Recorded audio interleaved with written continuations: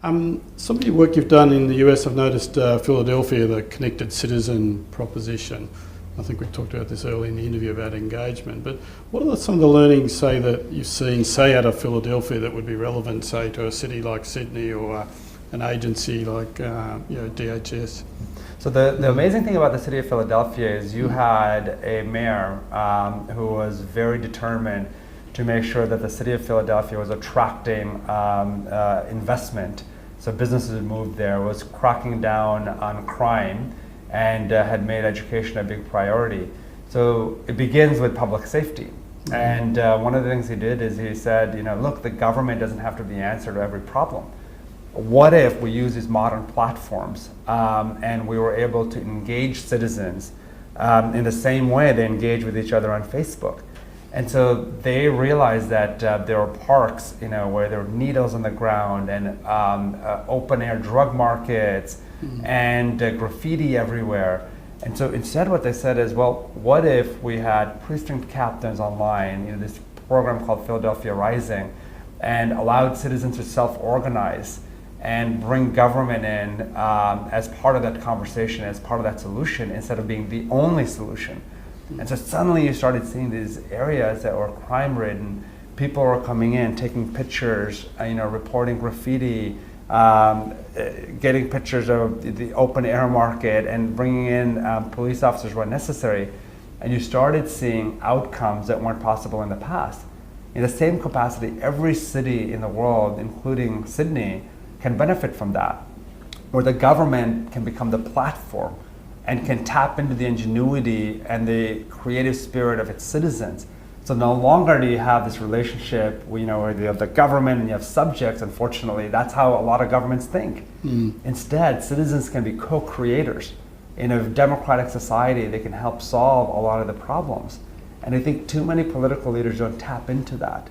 They don't unleash the creative energy of their people. Right, and is that what you mean by government as a platform? That idea that it's it can support a whole set of conversations, engagement processes? Absolutely, and a very rich ecosystem where you have the public sector, the private sector, the citizens, the NGO community, kind of coming together and addressing these problems in a multi-stakeholder model. Rather than just one agency that's responsible for solving it. Right. Because these problems are not that simple. Yeah, and just thinking about that then, because you've got all these interactions happening, from a digital perspective, you've got to manage all that. So I often say, the top end is relatively easy to start getting going. We've got to manage the whole underneath of it.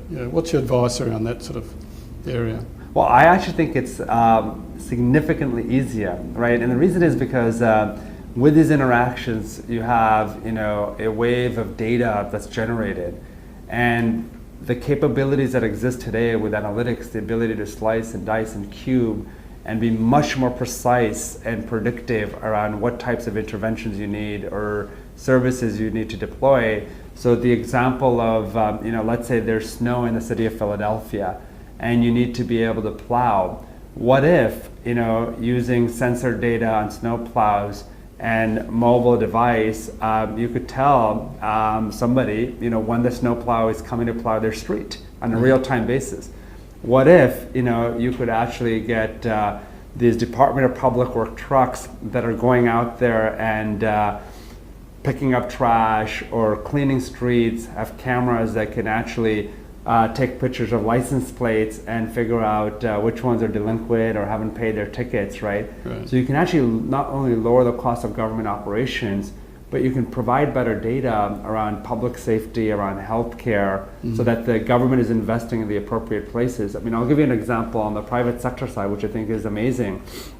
So you look at a company like Uber, they have amazing data set that cities can leverage.